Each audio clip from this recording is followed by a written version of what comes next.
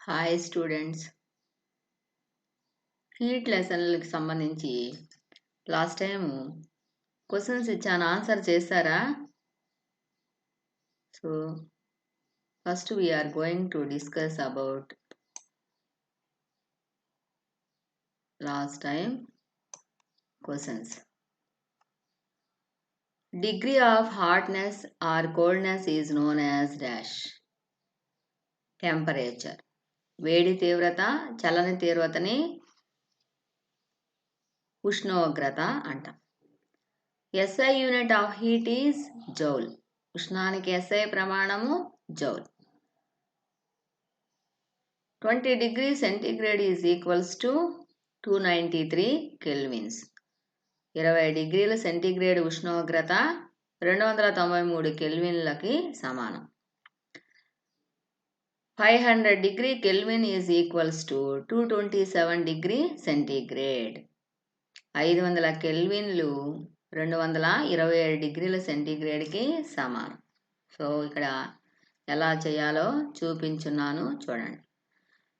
Right differences between heat and temperature. ఉష్ణానికి ఉష్ణోగ్రతకి తేడాలని రాయమన్నాను. మీరు ఈ వీడియోలో మొదట ఇచ్చిన దాన్ని చూసి రాయండి. Write the differences between heat and temperature.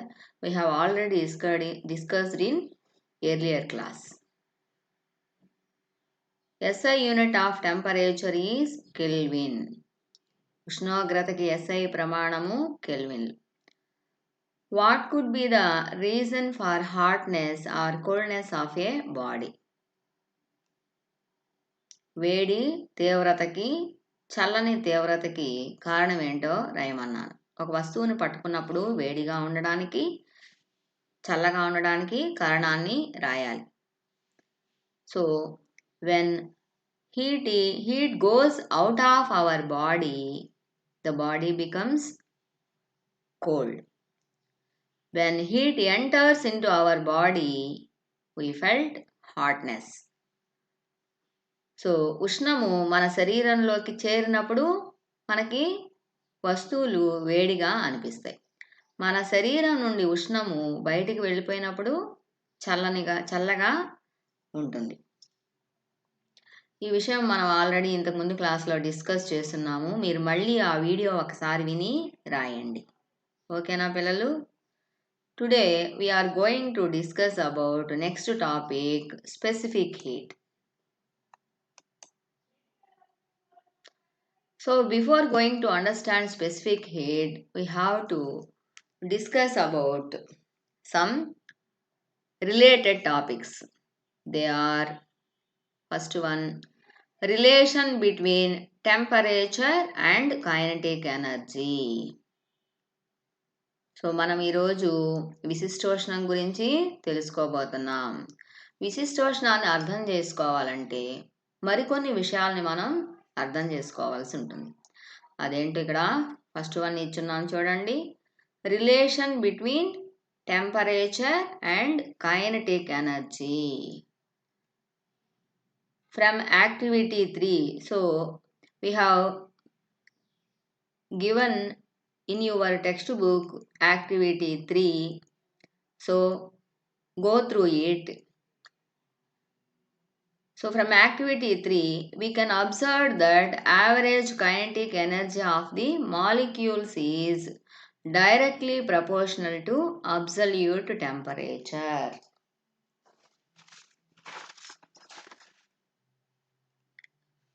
గతిజ శక్తికి ఉష్ణోగ్రతకి గల సంబంధాన్ని మనం చూద్దాం. ఒక వస్తువులోని అణువుల సరాసరి గతిశక్తి దాని పరమ ఉష్ణోగ్రతకి అనులోమానుపాతంలో ఉంటుంది. మనం ఈ విషయాన్ని పూర్తిగా అర్థం చేసుకుంటాం. ఇంతకీ గతిశక్తి అంటే ఏంటి? గమనం వల్ల కలిగే శక్తిని గతిశక్తి అని మనం 9వ తరగతిలో నేర్చుకున్నాం. So the energy formed by motion is known as kinetic energy.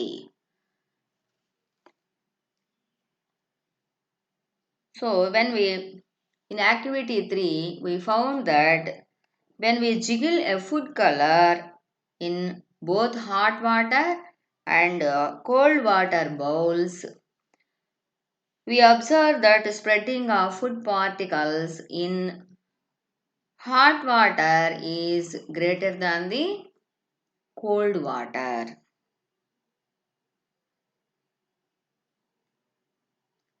మనం వేడి నీటిని ఒక పాత్రలో, చల్లని నీటిని మరొక పాత్రలో తీసుకొని అందులో మనం ఫుడ్ కలర్ని మనం చల్లినప్పుడు కణాలు ర్యాండమ్గా ప్రవహించడం అంటే క్రమరహితంగా ప్రయాణించడం మనం గమనిస్తాం.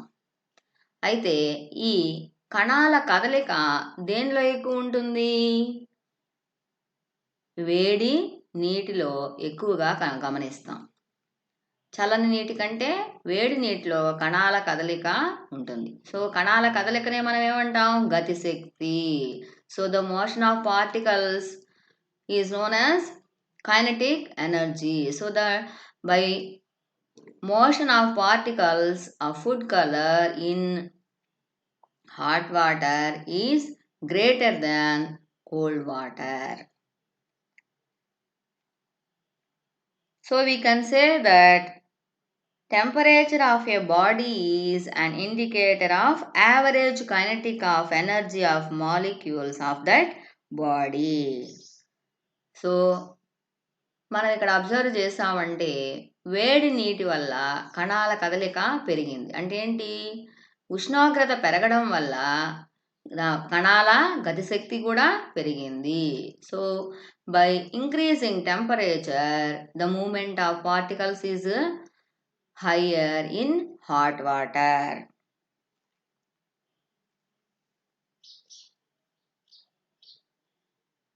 దీన్ని బట్టి సరాసరి గతిశక్తి చల్లని నీటిలో కంటే వేడి నీటిలో ఎక్కువగా గమనిస్తాం. సో ఫస్ట్ దానికి రిలేషన్ మీకు అర్థమైంది అనుకుంటున్నా. From activity 3 we can observe that average kinetic energy of the molecules is directly proportional to absolute temperature.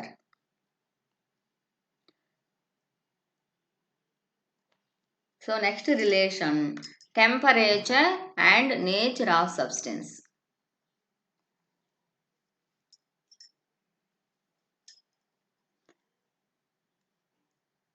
And ఉష్ణోగ్రత పదార్థ స్వభావానికి గల సంబంధాన్ని మనం మీ టెక్స్ట్ బుక్లో ఉన్నటువంటి యాక్టివిటీ 5ని గమనించి చదువుకోండి.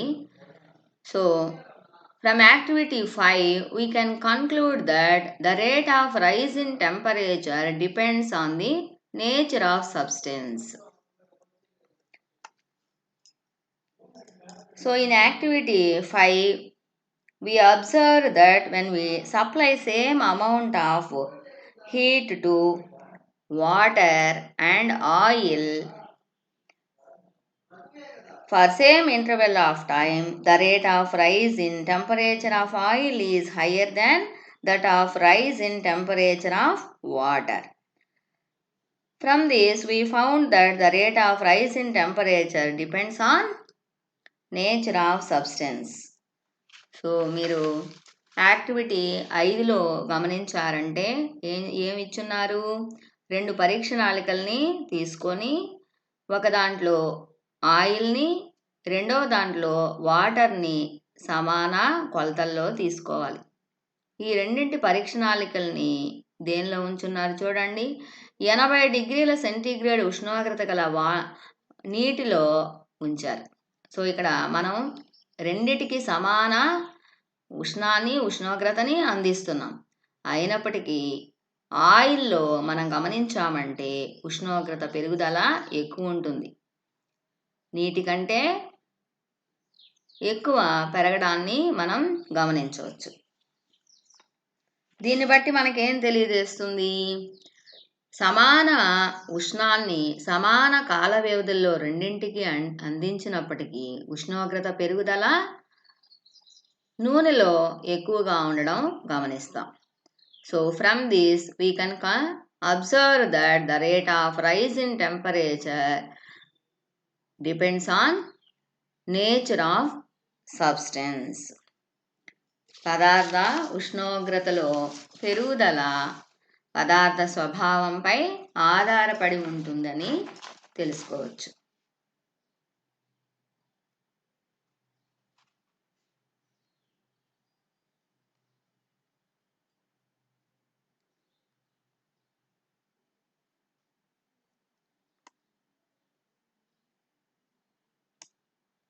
Next topic derivation of Q is equal to ms delta T.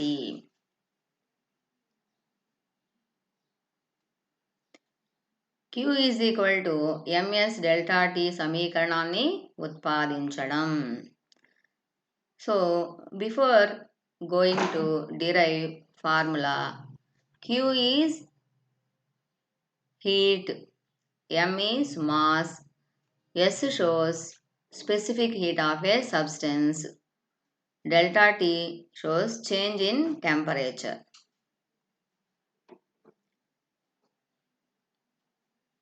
Q is equal to ms delta T సమీకరణంలో Q అంటే ఉష్ణాన్ని సూచిస్తుంది, m పదార్థ ద్రవ్యరాశిని, S పదార్థ విశిష్టోష్ణాన్ని, డెల్టా T ఉష్ణోగ్రతలోని మార్పుని తెలియజేస్తుంది.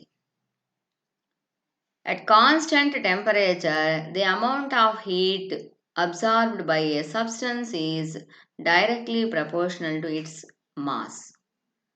So Q proportional to M.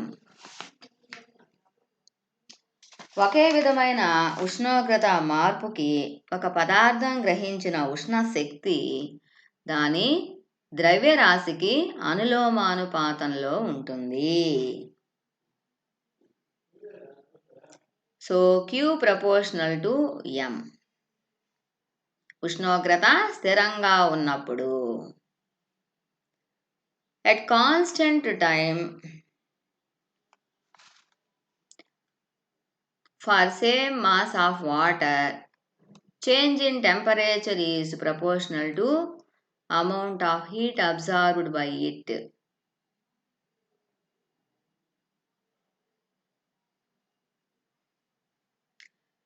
So Q proportional to T. ఇప్పుడు మనము ఈ రెండింటికి కొన్ని ఉదాహరణలు చెప్పుకుందాం. First one, at constant temperature the amount of heat absorbed by a substance is directly proportional to its mass. అంటే స్థిర ఉష్ణోగ్రత వద్ద ఒక పదార్థం గ్రహించిన ఉష్ణరాశి దాని ద్రవ్యరాశికి అనులోమానుపాతంలో ఉంటుంది. దీనికి మనం ఇళ్ళల్లో అందరం చూస్తూనే ఉంటాం. చిన్న బౌల్లో నీటిని తీసుకొని, అలాగే పెద్ద బౌల్లో కూడా నీటిని తీసుకొని రెండింటిని సమాన ఉష్ణోగ్రత మీద వేడి చేసినప్పుడు ఏది తొందరగా వేడెక్కుతుంది? చిన్న బౌల్లో ఉన్నటువంటి నీరు తొందరగా వేడెక్కుతుంది. So we can observe that the temperature rises early in small amount of water bowl.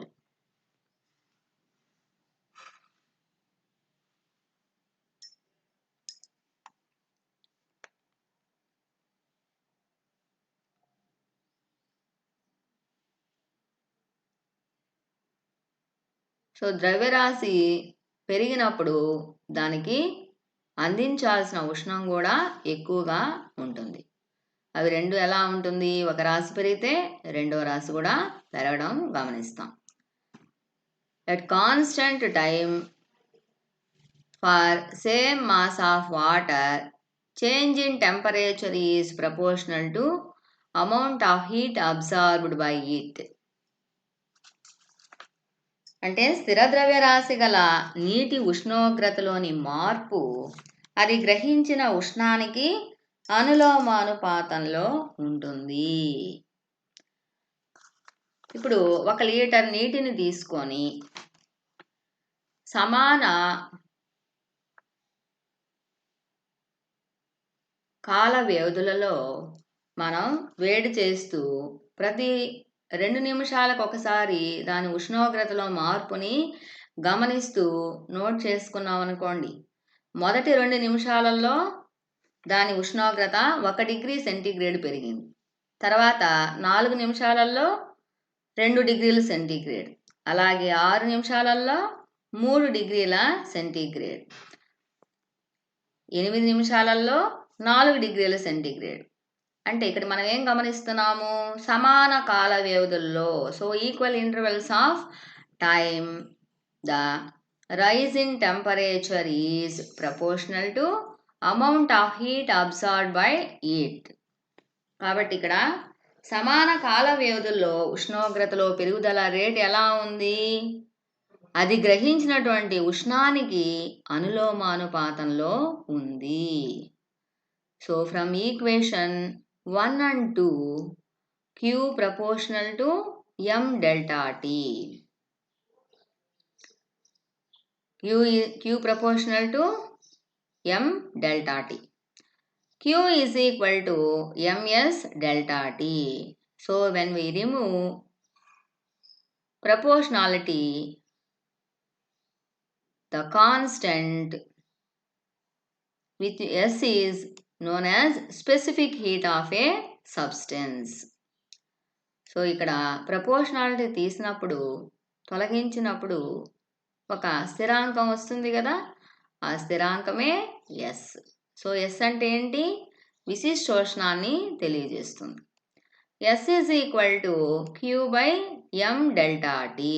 So ఇప్పుడు మనము ఎస్ ఈజ్ ఈక్వల్ టు అంటే ఎస్ని సబ్జెక్ట్గా రాసుకుంటే s is equal to q by m delta t అవుతుంది.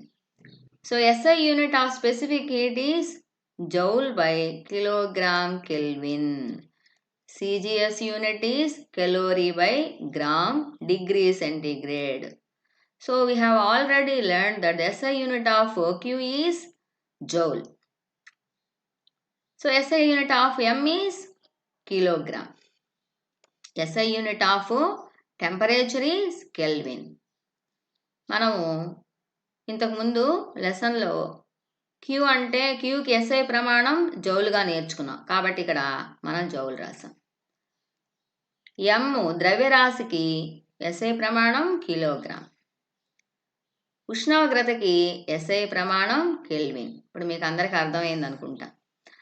So conversion 1 calorie by gram degree centigrade equal to 1 kilo calorie by kilogram kelvin.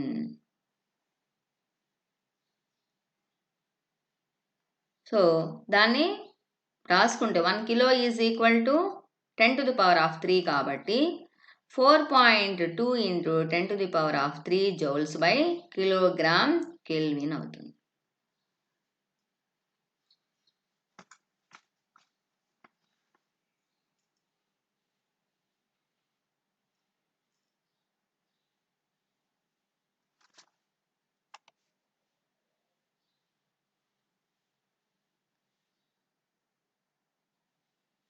So here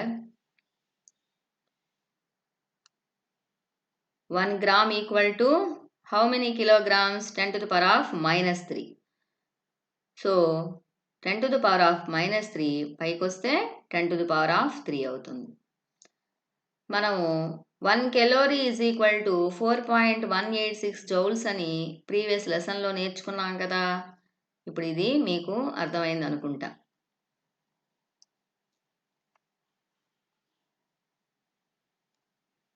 So thank you. In next class we will discuss